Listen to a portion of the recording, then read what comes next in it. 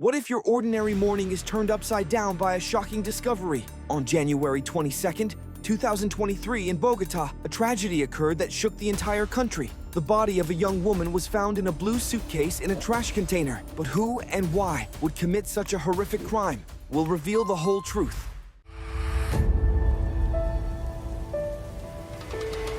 On January 22nd, 2023, a worker involved in waste recycling discovered something unusual in a trash container located near a park in Bogotá, Colombia.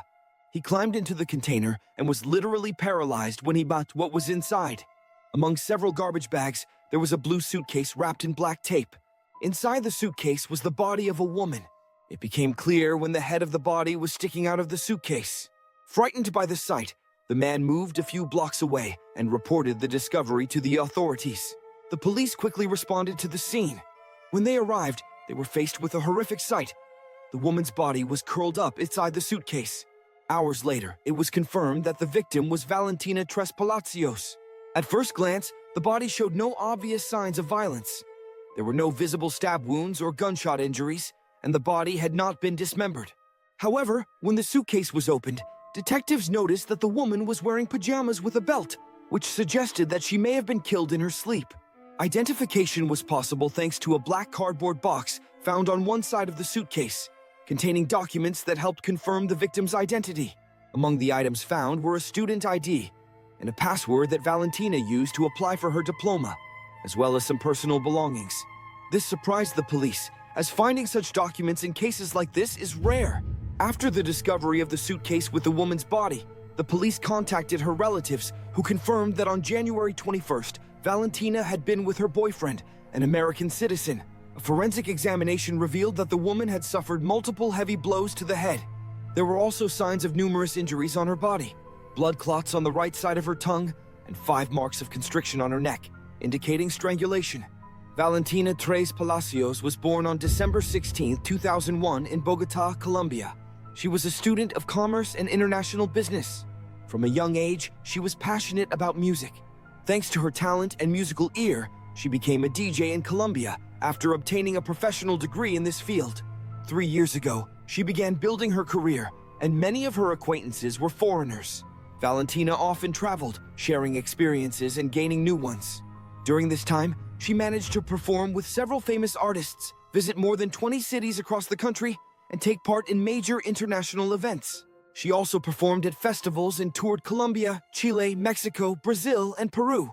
Those around her noted that she had a promising future. She was in demand and actively toured the country. She performed at the most popular nightclubs and did what brought her the most joy. Valentina was a bright, energetic, and joyful young woman who enjoyed the party scene.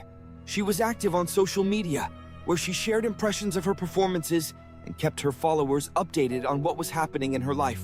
Recently, she received an award in the electronic music field in Colombia, being named the Best Emerging DJ. On social media, Valentina shared her success in the electronic music scene and also gave insights into her personal life, particularly about her relationship with American John Poulos, whom she met in late 2021 through social media. Over time, their communication became more frequent. Initially, Valentina was not looking for stability or commitment, but her relationship with John gradually changed, and they became a couple. John Poulos lived in America, but he had serious intentions of starting a new life with Valentina. He even sent money for her to undergo cosmetic procedures, including hyaluronic acid injections in her lips to enhance their volume. Additionally, Valentina had surgery to enhance her cheekbones, and John suggested she undergo surgery to get silicone breast implants.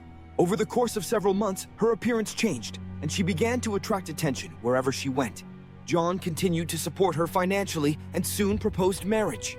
He wanted to move to Colombia to be with Valentina and start a family with her.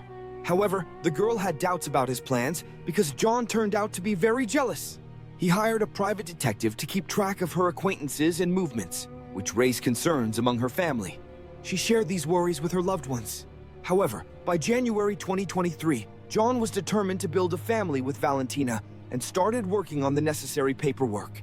He rented an apartment north of Bogotá, where they were planning to spend the weekend while they looked for a suitable home to live together.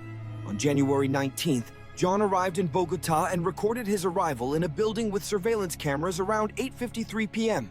He had a backpack and a blue suitcase with him, similar to the one in which Valentina's body was found.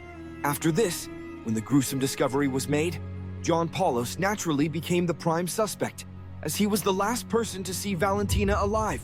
When detectives tried to contact him, his phone went to voicemail. To Valentina's family, John seemed like a kind and calm person, and they couldn't suspect him of having ill intentions. At first glance, he didn't show aggression, and his intention to marry the young woman seemed sincere. People couldn't believe he could be connected to such a horrific crime. However, these doubts disappeared when investigators arrived at the building where he had rented the apartment. By that time, he had already disappeared, and his whereabouts were unknown. After the news about Valentina's case broke, John Poulos deleted his social media profile on Monday, January 23rd, and became the primary and sole suspect. The truth was revealed when investigators began analyzing footage from the building's surveillance cameras. The police and the Colombian prosecutor's office reviewed several hours of video material, covering the period from the evening of Friday to the early hours of Sunday morning when the body was discarded in the trash container. This footage, along with several WhatsApp chats, became the key to unraveling the final hours of Valentina's life. Valentina and Poulos had arranged to meet on January 20th, but the man arrived a day earlier, on the 19th. He checked into the apartment they had planned to rent and informed Valentina. That evening, they began to argue. Valentina could not meet him because she was at a party with a friend and had not expected him to arrive early. Poulos asked if there were important people at the party and whether she was with any man. Valentina irritably replied that these were just his suspicions and reminded him that they had agreed to meet on the 20th. On the day of their meeting, January 20th, the couple did not communicate all day. It was only in the evening that surveillance cameras captured the moment when both appeared in the parking lot near Valentina's apartment. This occurred at 6 p.m., when John was gathering Valentina's things to move to another apartment and start a new life. That same day, Valentina said goodbye to her family and friends before leaving. She made a video call to her mother, saying she was going home. In the video, it was clear that she was with Poulos, who had rented a car to transport Valentina's belongings. At 7 p.m., the cameras recorded her entering the apartment with the things, following Poulos. A few minutes later, Valentina sent her mother several videos showing the apartment and the process of moving the things with John. The cameras captured them finishing the move and returning to their new place at 1 a.m. on Saturday, January 21st. 2 hours later, around 3:00 a.m., the couple called a taxi to go to a nightclub on the southern side of the city, where Valentina was supposed to give a small presentation. They arrived at the club around 4 a.m., and Valentina immediately started her work. John Poulos stayed with her the entire time she was doing her duties. By 5 a.m., her performance was over, and the couple headed to the club's office, holding hands. There, they met with the club owner, his wife, and her friend. At 6 a.m., they left the club, and that was the last time friends saw Valentina alive. However, Trespalacios reappeared publicly, and everything seemed fine with her. That day, Valentina called her friend, saying she didn't plan to go out on Saturday. She mentioned that she would likely stay home with her partner, and maybe they would go out for a bite to eat or cook something at home. The last contact with her friend was through a video call at 9 p.m. Valentina's mother, Laura Hidalgo, shared that her 13-year-old son was the last to communicate with Valentina, and at that time she was lying in bed next to John. They both seemed happy. After that, the family heard nothing more from them. At 10:43 p.m. on January 21st, surveillance cameras recorded Valentina with John. The footage showed her peeking out the door, with John in front of her, looking worried and anxious, pacing the hallway, and occasionally touching his face. He then called the elevator to go downstairs to collect a delivery. The next morning, on Sunday, January 22nd, at 9 a.m., the cameras again captured John leaving the apartment with 2 bags of trash. Valentina was not with him. He headed to the parking lot, opened a silver car, placed the bags on the back seat, and then returned to the apartment with 2 suitcases, placing them in the trunk. At 10 a.m., Poulos left the apartment again with a suitcase covered by a gray blanket and a bag. The blanket concealed Valentina's body. As he walked to the car, he looked around to ensure no one was nearby. He soon returned, placed the suitcase in the trunk, got into the car, and drove off. Around noon, the camera captured his car driving through various parts of the city. It appeared that he was searching for a place to dispose of the suitcase. At 3 p.m. in a park, the car parked near a trash container.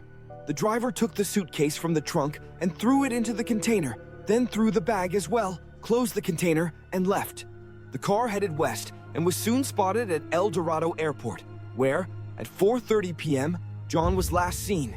On January 23rd, the Ministry of Security announced a reward for information that could help find those responsible for the murder of Valentina Trespalacios. Colombian authorities also contacted Interpol, requesting the issuance of a wanted notice, as Poulos had left the country without providing an explanation. Furthermore, he was the last person to see the girl alive. The following day, on January 20th in the evening, the National Police of Panama reported that they had detained Poulos at Tocumen International Airport while he was attempting to fly to Turkey. Almost immediately, Colombian authorities began the extradition process to obtain answers regarding Valentina's death. More than 14 experts in criminal investigation and intelligence were involved in the case. During the investigation, over 300 hours of video footage collected during the search were analyzed. This extensive work was the result of coordinated efforts with the country's Attorney General's office. Immediately after the arrest of the suspect, an important piece of evidence emerged. It was Valentina's mobile phone, which was found near El Dorado International Airport. One of the security guards noticed the phone lying on the grass near a gas station and took it. Since the device had no SIM card, the man decided to take it home, unaware of its owner. He intended to sell it. A few hours later, the guard's wife contacted him after noticing a photo of a woman on the phone, who looked like the person they had recently seen on social media. It was Valentina, whose body would later be found in a trash container. However, the phone had already been put up for sale. The buyer who was about to purchase it had already formatted it. Thus, important information was lost, complicating the investigation. Later, the driver of the car the couple had ordered for their trip to the nightclub gave his testimony. The driver explained that he had been called to take the couple to a nightclub on the southern side of the city. When they approached the car, Poulos lingered and Valentina got in first, suddenly shouting that she had sent something by mistake. The driver looked at her in confusion, then checked his phone and saw a message from Valentina to customer support, asking for help. "Help, I am in danger." He asked if everything was okay, but she did not answer, as Poulos had just entered the car and asked if she was fine. Valentina replied that she was. As the car began driving, the couple started speaking in English, and Poulos asked the driver if he knew the language. Upon hearing a yes, Poulos fell silent and began texting Valentina on WhatsApp. Around 4 a.m., the driver dropped them off at the nightclub and forgot about the incident until he later learned that Valentina had been murdered. Valentina's friend, who lived in Cartagena, came to the prosecutor's office in Bogotá to hand over the computer where WhatsApp was open. She discovered that Valentina had left the session open, and the chats could help uncover the circumstances of the event. One of the key pieces of evidence was a message where the friend noticed that Poulos had sent Valentina photos of a suitcase, which, as it turned out, contained her body. The suitcase he brought looked like the one later found in the container, with the exact same color. It remains unclear why Valentina left her WhatsApp open on her friend's computer, but these messages helped the investigation piece together the timeline of events and reveal what happened the day Valentina was murdered. The forensic examination concluded that the cause of death was mechanical asphyxiation. The victim's neck was strangled with a rope. Signs of violence before her death were also found on her body. The expert's report indicates that Valentina Trespalacios likely died in her sleep, as she was wearing night pajamas, as confirmed by forensic data. All the gathered evidence pointed clearly to John Poulos. When he was charged with murder with aggravating circumstances and attempting to cover up the crime, he denied his guilt. Furthermore, at the time of his arrest in Panama, he claimed that he had been denied the right to contact a lawyer. The 5-hour hearing was complicated by a language barrier, and John needed an interpreter. John Poulos was the last person to be with Valentina. After the crime, he tried to escape by deleting his social media accounts. He was born on May 19, 1987, in Wisconsin, USA. He had 3 children from a previous marriage. His past was also linked to violence. He had a criminal record for abuse against women, and his ex-wife had obtained a restraining order against him. Additionally, one of the women with whom John had a financial relationship revealed that he frequently visited adult content websites, spending several hours a day on them. She also described him as a fantasist who shifted from a gentleman to a completely different personality.